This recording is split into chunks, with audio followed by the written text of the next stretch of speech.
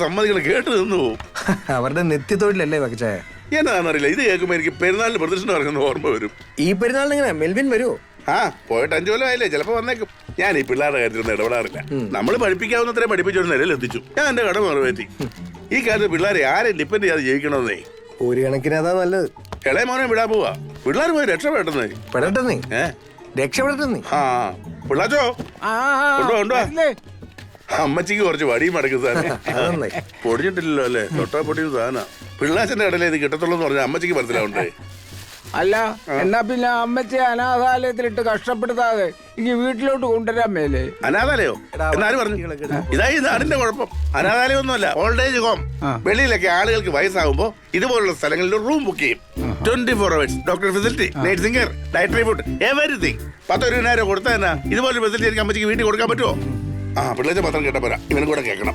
എടാ ജോസൂട്ടി, എനിക്ക് വേണേ ഒരു ഹോം നേഴ്സിനും കൂട്ടി അമ്മച്ചിയെ വീട്ടിൽ കൊണ്ടുവന്ന് നിർത്താം. ഇപ്പൊ ഞാൻ കൊടുത്തോണ്ടിരിക്കുന്ന 10-20 വേണം ലാഭിക്കുകയും ചെയ്യാം. പക്ഷെ അവിടെ കിട്ടുന്ന സന്തോഷം അമ്മച്ചിക്ക് വീട്ടിൽ കിട്ടുകയല്ല. അവിടെ ആവുമ്പോ ഈ സമപ്രായക്കാരുമായിട്ട് അമ്മച്ചി സംസാരിച്ചും പ്രാർത്ഥിച്ചും സന്തോഷമായിട്ട് കൂടിക്കോളും. അമ്മച്ചി അവിടെ ഹാപ്പിയാ. അതിനിടെ അനാഥാലയം കൊണ്ട് വന്നേക്കുന്നു. വിളിച്ച അവിടുന്ന് ജോസൂട്ടി പോവാടാ. ശരി ചേ.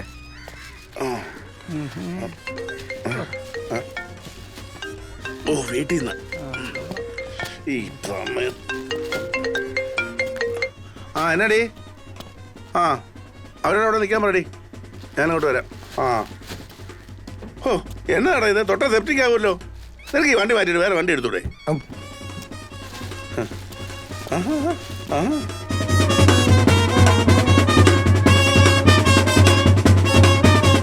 ഇത് കൊള്ളാലോ, പുതിയ കരവൾക്കാരാണോ?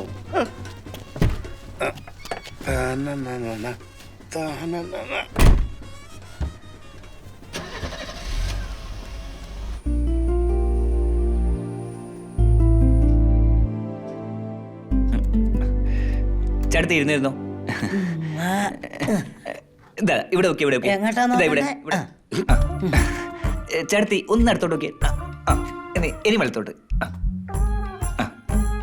നേരെ നോക്കിക്കേ. കണ്ണടക്കല്ലേ, കണ്ണടക്കല്ലേ, കണ്ണടക്കല്ലേ, കണ്ണടക്കല്ലേ. മോനെ മേക്കപ്പ് കുറച്ച് കുറയ്ക്കണോ? അല്ല, ഇനി മേക്കപ്പ് ഇല്ലാതെ വരുമ്പോ സ്കാനർ അകത്തേക്ക് കയറ്റി വിടാതിരിക്കരുത്. ഞങ്ങൾ എല്ലാരും എടുക്കണ്ടേ?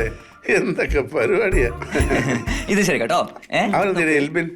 അവനോട് ഇവിടെ നിൽക്കാൻ പറഞ്ഞാണല്ലോ. അവൻ ആരാണ്ടെ കാണാനുണ്ടെന്നും പറഞ്ഞ് കാറും എടുത്തോണ്ട് പോയേക്കുവാ.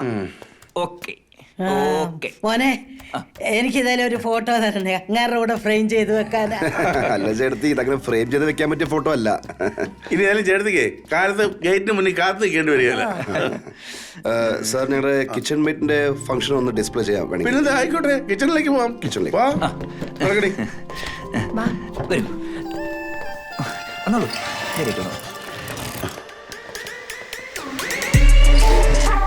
Hi sir, what can I do for you? Sir, ഇത് ഞങ്ങളുടെ വണ്ടർ റോബോ R&D ടീമിന്റെ വർഷങ്ങളുടെ പരീക്ഷണങ്ങൾക്കൊടുവിൽ ഞങ്ങൾ ഇൻട്രൊഡ്യൂസ് ചെയ്യുന്ന പുതിയ റോബോട്ടാണ് കിച്ചൺ മേറ്റ്. അടുക്കളയിൽ ഒരു കൈസഹായം. കേരളത്തിൽ അങ്ങോളം ഇങ്ങോളം വരുന്ന ലക്ഷോപലക്ഷം വീട്ടമ്മമാർക്ക് ഒരു കൈസഹായം എത്തിക്കുക എന്നുള്ളതാണ് കമ്പനിയുടെ ലക്ഷ്യം. അടുക്കളയിലെ എല്ലാ ജോലിയും ഇത് വളരെ ഭംഗിയായി നിർവഹിക്കും. Kitchen mate, please make A coffee. Sure sir. Espresso or cappuccino? Malayalam പറഞ്ഞാൽ മനസ്സിലാവുമോ മോനെ? മനസ്സിലാവും. മലയാളത്തിൽ പറയൂ. കിച്ചൺ മേറ്റ്, ഒരു കപ്പ് കടുങ്കാപ്പി എടുക്കൂ. Sure sir.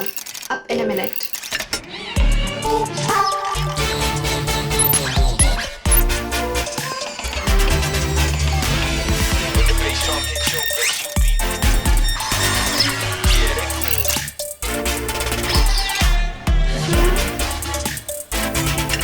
നോക്കൂ.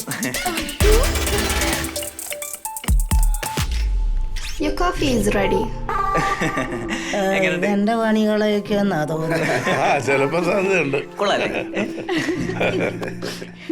മോനെ? ഇതിന് മീൻകറി ഉണ്ടാക്കാൻ അറിയാവോ?